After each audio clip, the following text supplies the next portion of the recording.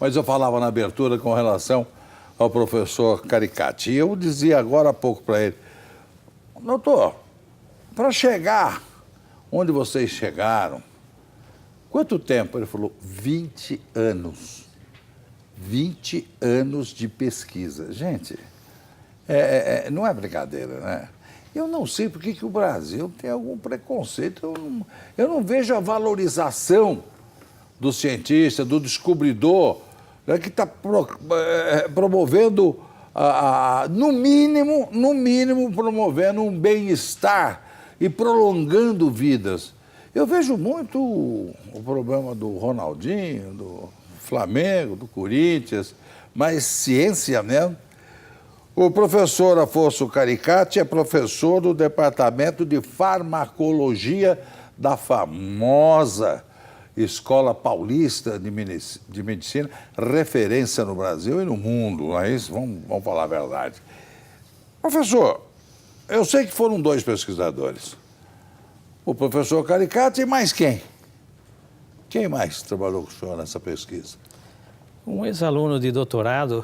Ex-aluno? Ex-aluno de doutorado, que hoje está terminando o seu pós-doutorado, o Leandro Bergantin, doutor Leandro Bergantin. Bergantin. Isso.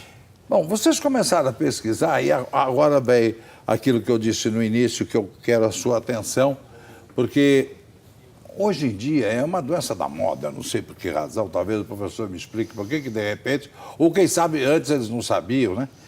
O Alzheimer, acho que em cada família do Brasil tem alguém, lamentavelmente, com a doença de Alzheimer.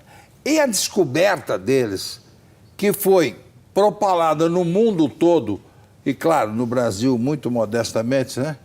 Nenhum programa pegou como esse aqui e deu um programa inteiro para você explicar. Não. Não, né? Pois é. Agora, se o Ronaldinho arrumar uma namorada nova, vai estar aqui o programa todo. Mas veja uma coisa, e você me respondia uma coisa muito... Eu falei, já viu alguma rua com nome de cientista? Realmente, não conheço assim de memória. Como é que se deu? Da onde vocês partiram para chegar a essa conclusão? Basicamente, explicando para o público leigo, vamos falar, eles descobriram que um determinado remédio, vou falar isso a grosso modo, que era usado para hipertensão, pressão alta, tá? Na realidade, ele servia também para melhoria, vamos chamar assim, do estado de quem fosse portador de Alzheimer, Parkinson, é isso? Exato. Explica para a gente, como é que vocês começaram nisso? Estudando o efeito colateral de um grupo de medicamentos usados para tratar a pressão alta, que são os bloqueadores de canais de cálcio, que produziam certos efeitos que nenhum cientista conseguiu explicar até então. Foi sobre isso que nós nos debruçamos para entender esse efeito colateral. Por quê? Porque no caso dos hipertensos, esse efeito colateral pode implicar em riscos no tratamento da hipertensão. Mas o que observamos no laboratório é que esse efeito produzia uma proteção da célula contra a morte celular, retardava a morte celular. E isto então serviu de um suporte para que estudássemos a aplicação deste efeito em outros problemas médicos, como as doenças neurodegenerativas. Neurodegenerativas é o nome da doença. O Parkinson é uma doença neurodegenerativa. Parkinson também? Correto. Parkinson, Alzheimer, qual é o outro? Esclerose lateral amiotrófica. Esclerose, vamos anotando aí. Huntington, doença de Huntington. Huntington, eu confesso que eu não sei quem é o senhor Huntington. Isso, foi o cientista que descreveu a doença. E como é que é essa Uma doença que produz espasmos musculares incontroláveis. Fica duro? Não, espasmos são contrações musculares incontroláveis. O paciente não consegue controlar os movimentos musculares e ele tem espasmos, contrações abruptas, inesperadas, incontroláveis. Não sei se o senhor chegou a ver outro dia uma coisa até chocante. uma moça, parece que estava sob efeito de alguma droga, que ela tinha isso, ela não conseguia, né, os movimentos, ela se batia, virava a perna. Um negócio, seria mais ou menos isso? Ela estava sendo atacada por isso? Não, é possível. É possível. Mas existem certos medicamentos que produzem essas alterações musculares, né? Quando que oficialmente a sua pesquisa foi reconhecida? Tem algum momento que é oficial? Em 2013. 13. Quando nossa publicação numa revista de nome Cell Calcium mostrou que os bloqueadores de canais de cálcio produziam este efeito benéfico para o tratamento de doenças neurodegenerativas e que levou o trabalho a ganhar vários prêmios internacionais da própria revista, onde o trabalho foi publicado, em congressos internacionais, e isso deu projeção ao trabalho e fomos convidados, então, para fazer um livro sobre esse tema, que foi publicado recentemente por uma editora alemã. Ah, na Alemanha? Na Alemanha. Aqui no Brasil, nada? Não. Nem livro, nem prêmio, nem diploma, nem nada? Não. Nem o reconhecimento? Nada. Que absurdo. Não, olha, contar isso fora do Brasil, as pessoas não... Qualquer outro país do mundo, ele estaria sendo... Ele não precisa disso, porque todo cientista tem um pouco de doidura. Eles não ligam para ele, não ligam para salário aviltante que recebe. Não, eles querem apenas produzir o efeito do seu trabalho. Agora, me conta uma coisa. Deve estar um monte de gente aí interessada em saber. Eu tenho alguém com Alzheimer na família. Claro, você não vai consultar e nem receitar. Mas o que poderiam fazer diante dessa descoberta de vocês, essas pessoas? Vai lá e compra um remédio para pressão alta e toma, é isso? Não, nós não sugerimos isso, até porque as pesquisas ainda estão em curso, nós vamos evoluir nessa linha até chegar a um medicamento que seja seguro e que possa ser aprovado pelas autoridades sanitárias para o uso humano. É que nós encontramos uma luz no final do túnel. Isto, para as pessoas que vivem esse drama, para as famílias que têm seus parentes acometidos por essas doenças, acaba sendo uma pontinha de esperança. Daqui para frente, como é que é o trâmite?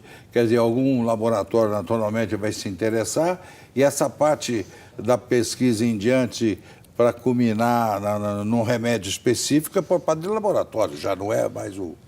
É isso? Sim, o papel do cientista, na verdade, é a busca pelo conhecimento, por gerar o conhecimento que pode, então, alavancar o desenvolvimento tecnológico e aí, sim, o desenvolvimento de medicamentos e a produção de medicamentos pela indústria farmacêutica.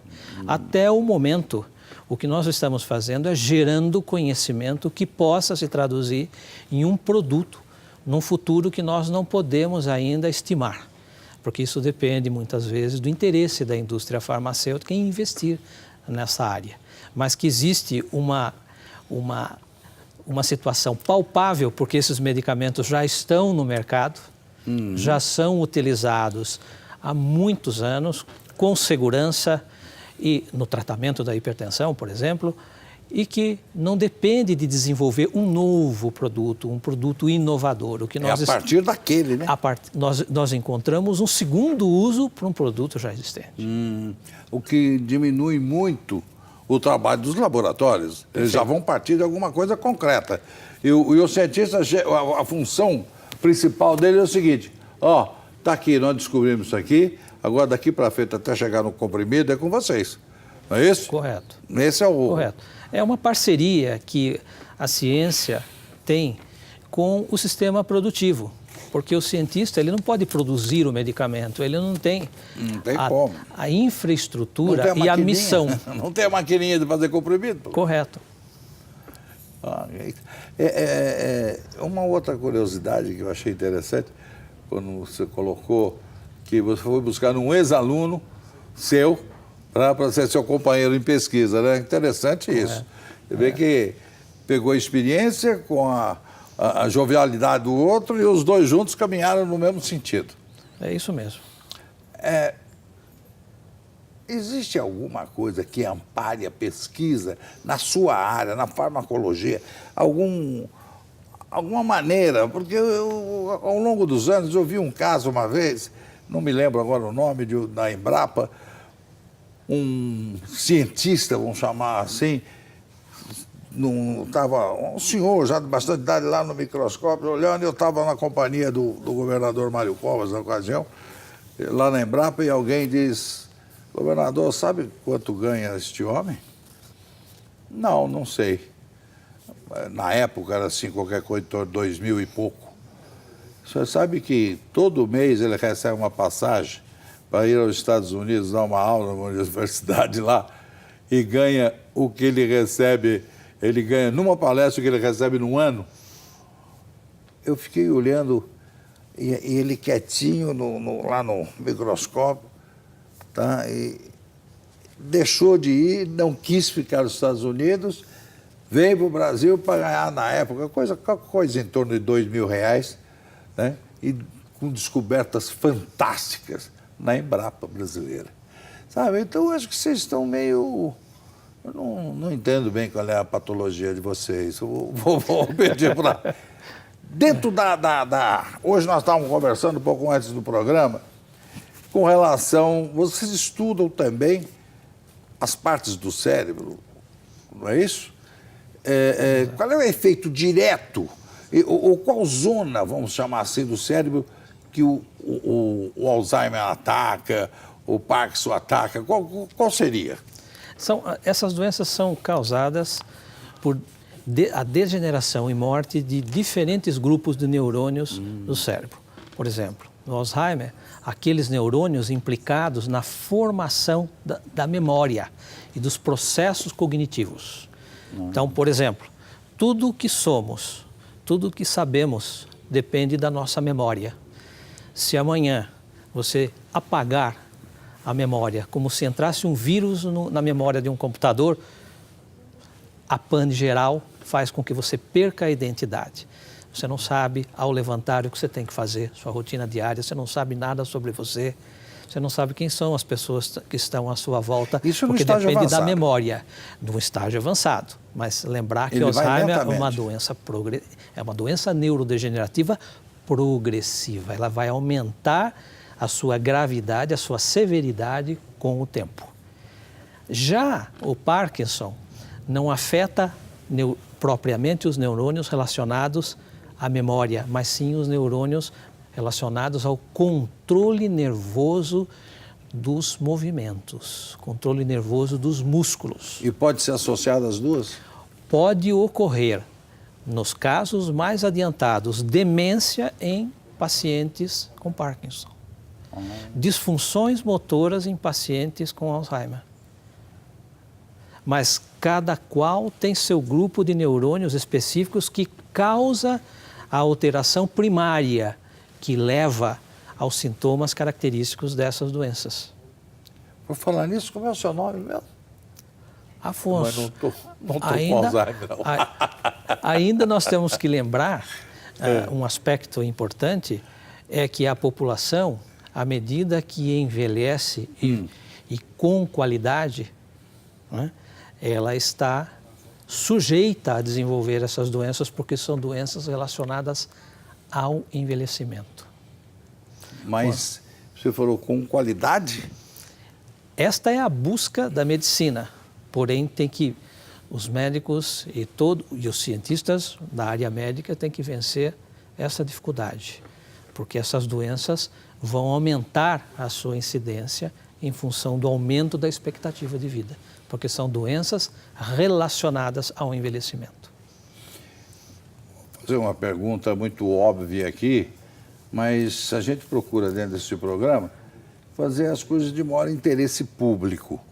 Eu sei que a essa altura, eu espero que milhões, milhares, centenas, uma que seja pessoa, pode estar interessada, algum cientista que quer manter um contato, ou algum pós-graduando, ou algum mesmo aluno nessa área, alguém que esteja interessado.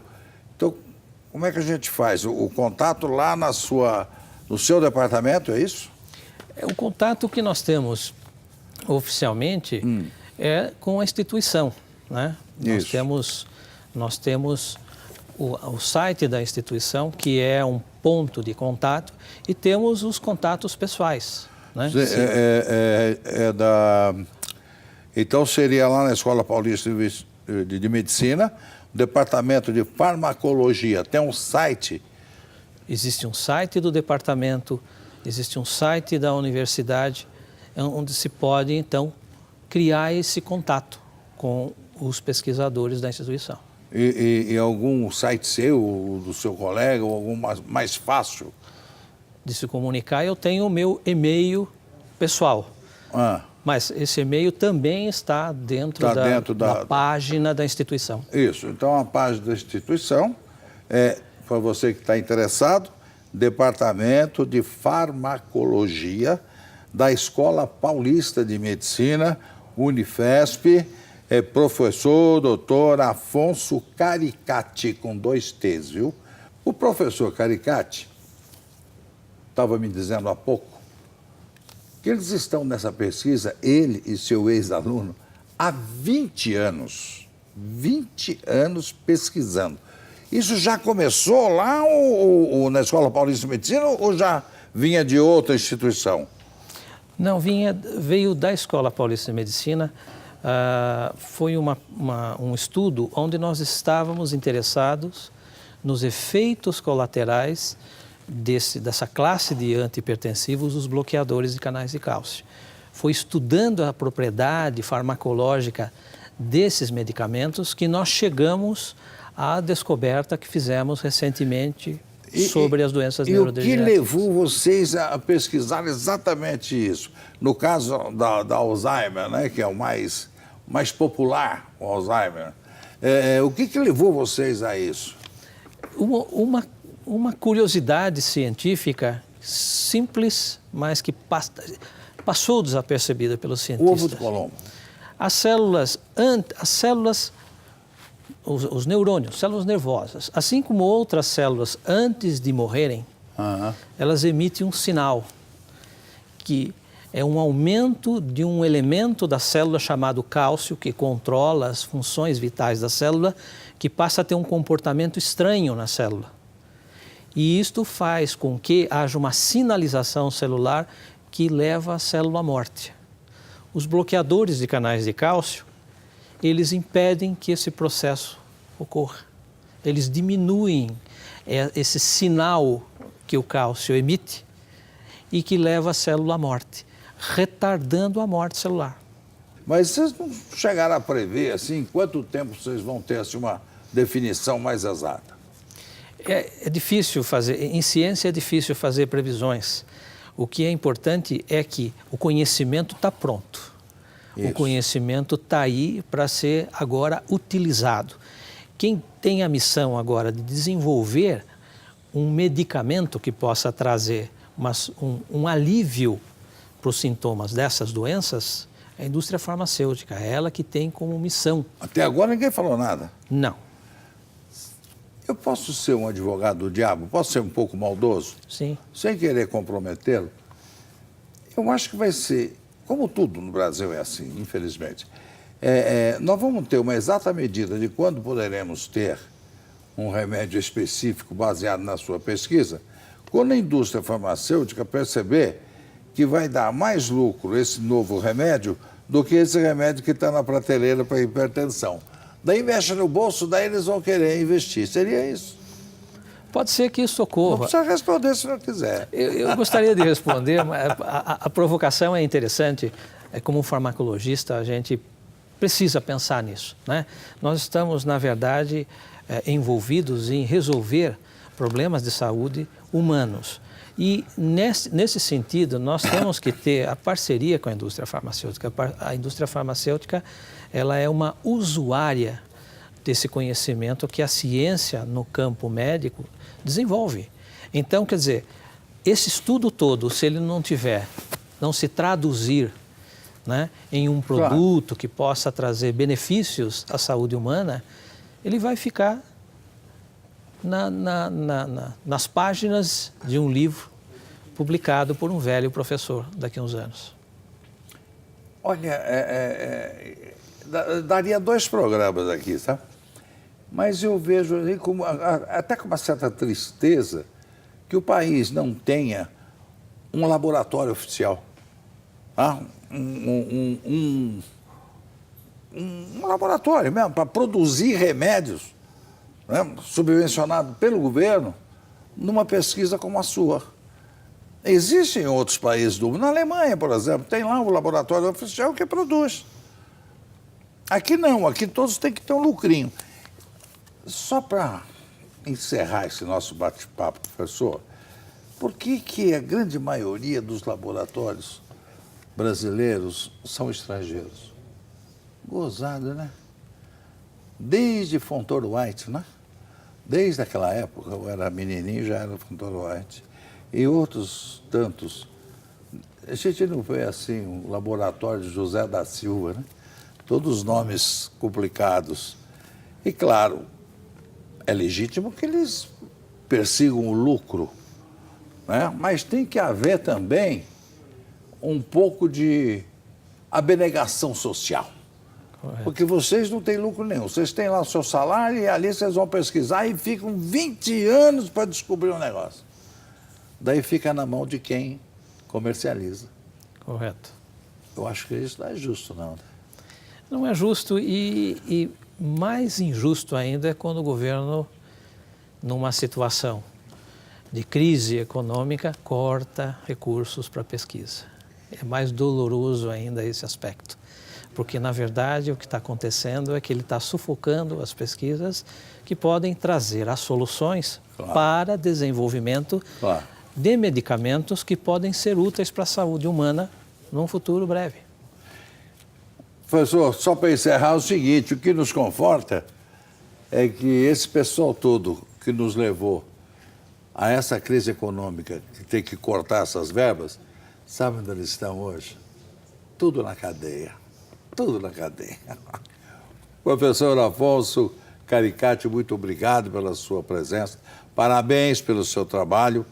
E, se Deus quiser, muito em breve nós vamos ter um comprimidozinho para você tomar para prevenir o Alzheimer, tá? Tudo a partir da pesquisa desse moço com seu ex-aluno. Muito obrigado pela sua audiência, muito obrigado por você estar divulgando a Rede Brasil de televisão, por você estar prestigiando o Brasil Verdade, e vamos voltar no próximo sábado. Muito obrigado, um grande abraço e até lá.